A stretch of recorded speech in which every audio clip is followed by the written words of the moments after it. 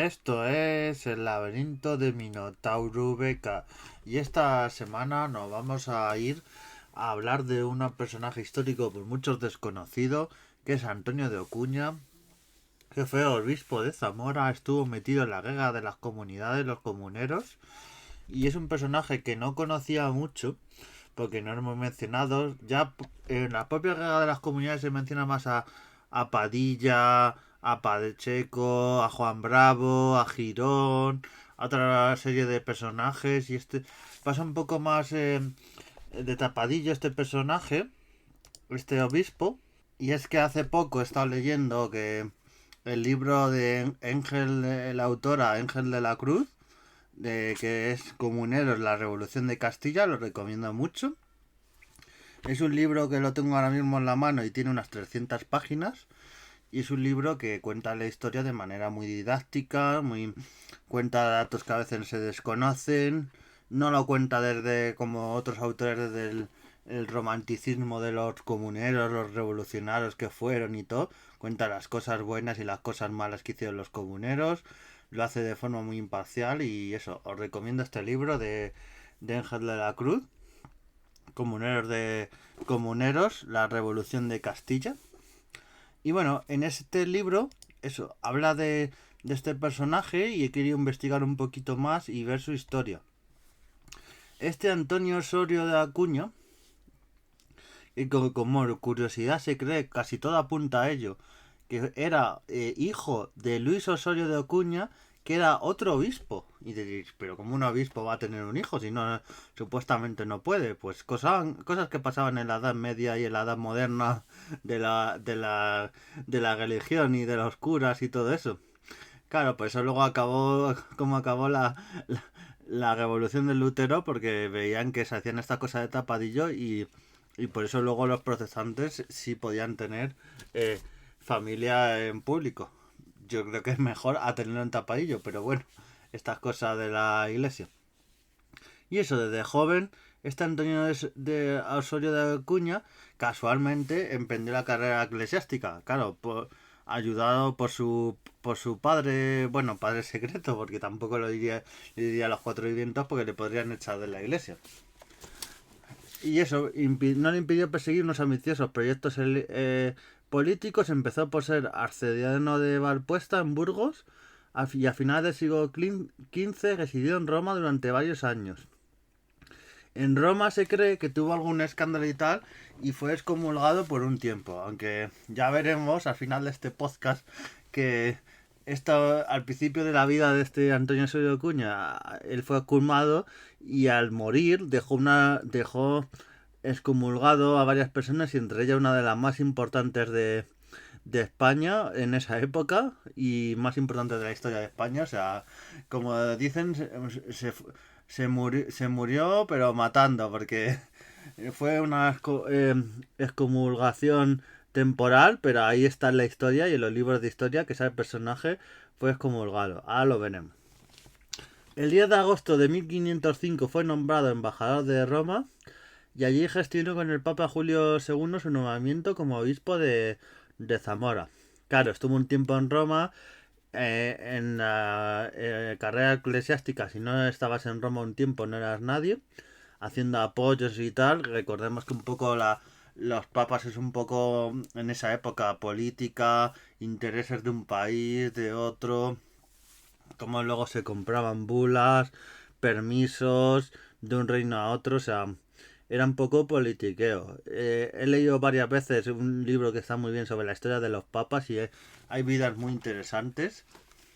Y en algún programa hablaré en detalle de algún papa, porque la historia de los papas, que yo creo que realmente no hay nada como los papas, que empiezan en la época romana y están hasta nuestros días. Digamos, sería como si el reino de Castilla o un reino visigodo hubiera seguido hasta nuestros días. O sea, es una barbaridad todo lo que ha seguido y es una barbaridad todos los papas que hemos tenido. Y eso, el, su nombramiento como obispo, pero el rey Fernando de Aragón, que estaba en esa época, como recordemos, regente de Castilla, porque primero muere Isabel, Felipe el Hermoso es el rey de Castilla, luego muere prematuramente y Fernando de Aragón sigue siendo el regente tras esta muerte. Y eso. Acuña toma posesión por la fuerza de su diócesis. Ya vemos que no andaba con chiquitas este obispo. Y en los años siguientes tuvo una serie de litigios con el regimiento de Zamora. Se produjo una reconciliación con el rey Fernando, que utilizó sus servicios como emisario en Bearn tras la invasión española en Navarra. Recordemos que Fernando de Aragón invade Navarra, la toma para Castilla, no para Aragón. La podía haber tomado para Aragón, pero no, la invade con parte del ejército castellano y la toma para Castilla. Y ya Navarra va a ser, que era un reino independiente, ya no va a ser reino independiente y va a ser parte de Castilla para siempre. Ya que aunque se nos haga raro, en esta época de Edad Media, Edad Moderna, los obispos también hacían su parte de general, de llevar batallas y tal, aunque se nos haga un poquito raro un obispo llevando cosas diplomáticas, cosas de batallas, o sea, era algo muy normal en la época. Al llegar Carlos I, ya muere Fernando de Aragón y llega Carlos I a España, el señor de Chievres, que era el que le llevaba como el primer ministro que tuvo los primeros años Carlos I de España, le solicitó el puesto de embajador de Roma Antonio de Acuña, pero se lo negó. Se lo negó y ya empezó ahí esa semillita de decir, uy, me has negado este puesto, es de embajador de Roma, y ya empezó ahí ya veremos que habrá revancha, habrá segunda parte de esta rivalidad. Es posible que en aquellas decepciones le hubieran empujado hacia la oposición al nuevo régimen. En el verano de 1520, cuando empezó el movimiento de las comunidades, recordemos, haciendo un resumen muy rápido de qué es las comunidades y los comuneros, aunque os digo que leáis este libro de Ángel de la Cruz, de Comuneros, la Revolución de Castilla, que lo explica muy bien, pero a Carlos I de España le nombran Carlos V del Sacro Imperio Romano Germánico, tiene que ir allí, necesita mucho dinero para viajar allí, para todos los gastos del imperio. Le pide, hace unas cortes en Coruña para pedir dinero. Muchos de esas cortes a ciudades no están de acuerdo y entonces empieza a haber algunas ciudades como Madrid, Ávila, Burgos, Zamora, empiezan a ir en contra del rey y ahí se va a formar una mini guerra que va a durar unos 2 años entre estas comunidades y este ejército realista. Poco a poco se va a ir formando ese conflicto, que es de los más importantes de la historia de España. Muy famoso, que se ha cumplido hace poco el aniversario, en la quema y el ataque que sufrió Medina del Campo, porque tenía un arsenal de armas. Entonces, el 25 de agosto, al enterarse que el ejército real mandado por Antonio Fonseca había puesto fuego a Medina del Campo, Acuña y el zamorano Hernando, tan residente en todo, se pusieron al frente de un grupo de comuneros. En esta época recordemos que ya Antonio de Acuña ya es obispo de Zamora. Entonces se convirtió en uno de los más ardientes y eficaces partidarios de las comunidades. Ya te digo, el más conocido, Padilla, Juan Bravo o otros, o Girón, pero lo que hizo Antonio Acuña es bastante destacable. En octubre preparó una expedición belicosa para entrar en Burgos, que acaba de retirar sus procuradores de la Junta Comunera. Burgos, que al principio apoyaba a estas comunidades, pero luego enseguida, cuando ya la cosa se fue un poquito del lado de los comuneros, enseguida ya se fue y ya fue uno de los primeros de bajarse y de irse al bando realista. Por las mismas fechas se le vio mucho en Valladolid con su caballo y cosolete, a pesar de tener ya 60 años tenía este obispo. En el vídeo de las fuerzas, como si fuera de 25, era un Rorlán, comentaba el cronista de la época, Sandoval. Pues eso, como hay poco a poco batallas, como la batalla de Villalar, donde ya fracasa a los comuneros. La Junta le encargó antes la misión de intentar despertar el fuego revolucionario en la zona de Palencia. Estuvo en toda esa zona haciendo expediciones, convenciendo, atacando. Su tarea consistía prácticamente en un inquisidor, desterrar a los sospechosos y percibir los impuestos en nombre de la Junta, o sea, ir cogiendo dinero para ese ejército de los comuneros tuviera fondos, porque enseguida se gastaba todo en armas. Al paso de los obispos se robaba, se desfiguraban a la gente, se cometían asesinatos, se saqueaban las iglesias. Claro, esto también lo dicen luego los escritos realistas y de los que ganaron la guerra. La historia, como se suele decir, lo dicen los vencedores, y entonces en este escrito queda muy mal este Antonio de Acuña. Y en tasa con Fuentes, detuvo a los señores del doctor Tello, miembros del Consejo Real, o sea, cómo fue poco a poco el vandalismo, aunque el populacho veía en él un libertador. Claro, vemos por un lado, dicen, no, es que le ven como un libertador, pero es un opresor. Pero claro, si hubieran ganado los comuneros, quizá hubiese quedado este personaje de Antonio Cuña, que es muy desconocido y está como repudiado, hubiese sido más conocido. A final de enero de 1521 llega a España la noticia que había muerto el cardenal de Croy. Cardenal de Croy, que esto es una historia muy curiosa. Yo que volví a leer hace poco la biografía de Carlos V y otros textos. Cardenal de Croy fue considerado, era sobrino de, creo que de Chievres. Le hicieron obispo de Toledo, pero jamás llegó a estar de forma mucho plazo de tiempo en Toledo, de forma fija, y se murió en el extranjero y era el obispo de Toledo. Claro, por eso mucha gente se enfadó, porque había un señor de fuera, de los Países Bajos, como obispo de Toledo, y, y eso es lo que hizo, esos cargos importantes, el obispo de Toledo, que era como el obispo más importante de España, a un extranjero. Por eso, entre otras cosas, empezó la guerra de las comunidades. Por eso, poco después de la Junta de Valladolid, envió a Toledo a Antonio de Acuña para impedir. Esto es muy curioso porque no se sabe tanto, porque el hermano de Pacheco, que es muy famosa, Pacheco es una de las más importantes en la revolución de los comuneros. María Pacheco, que miras solo en internet y en algunos sitios, personaje más importante de los comuneros, y tienes que mirar al fondo del todo si está. Y fue muy importante la resistencia que tuvo en Toledo.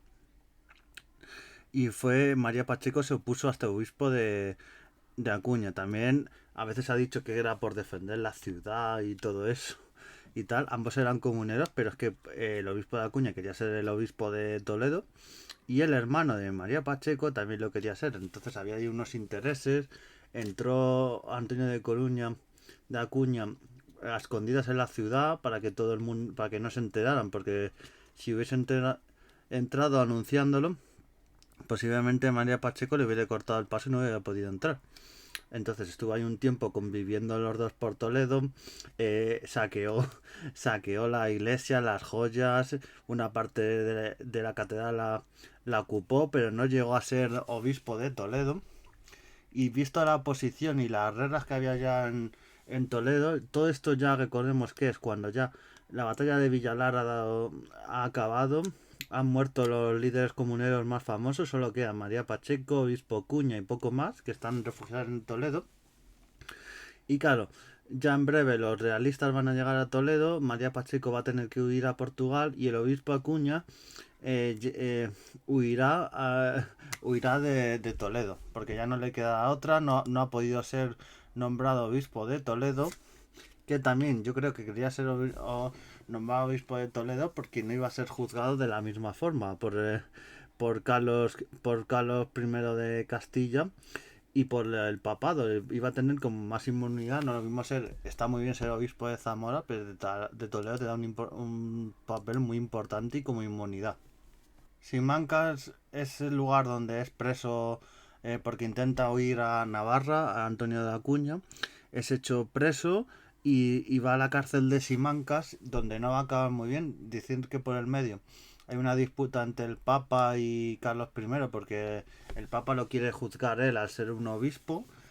Carlos I dicen que sí, que le va a dar le dan autorización a los obispos de aquí de España, pero que van a ser ellos, que no va a ser el Papa.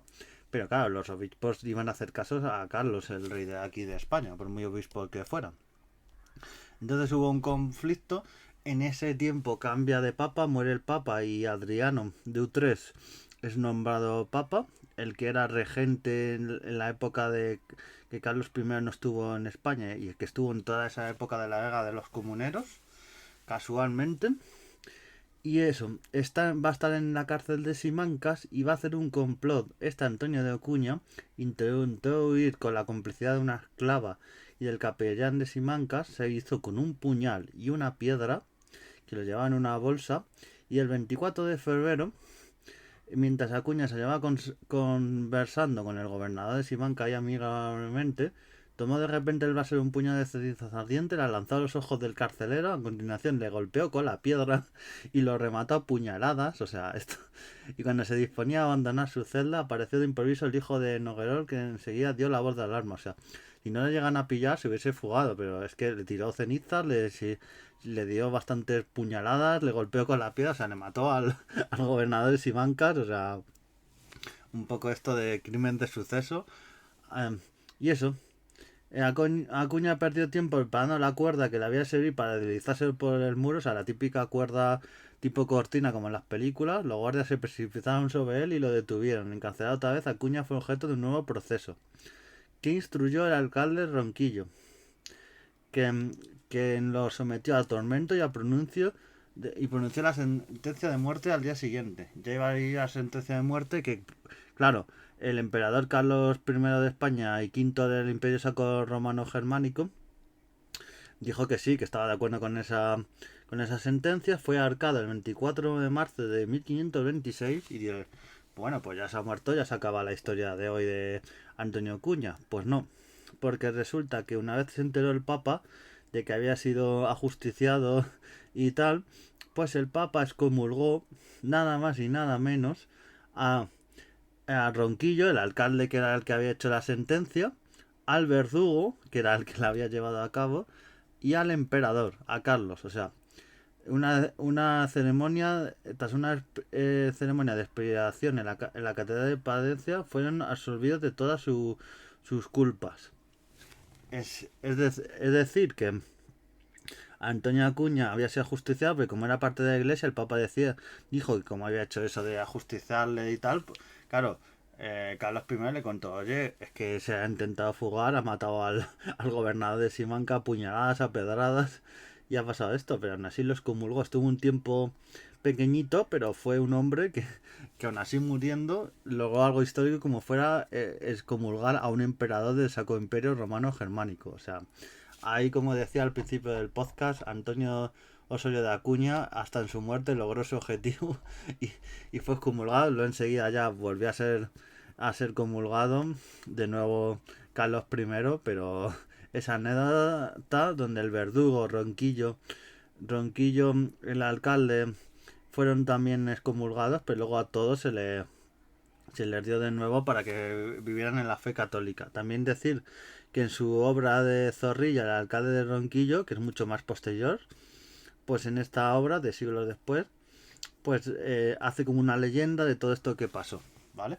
Así que ahí la vida de un comunero que batalló bastante, Antonio Osorio de Acuña, que merece mucho la pena. Así que nos vemos el próximo lunes haciendo historia y adiós.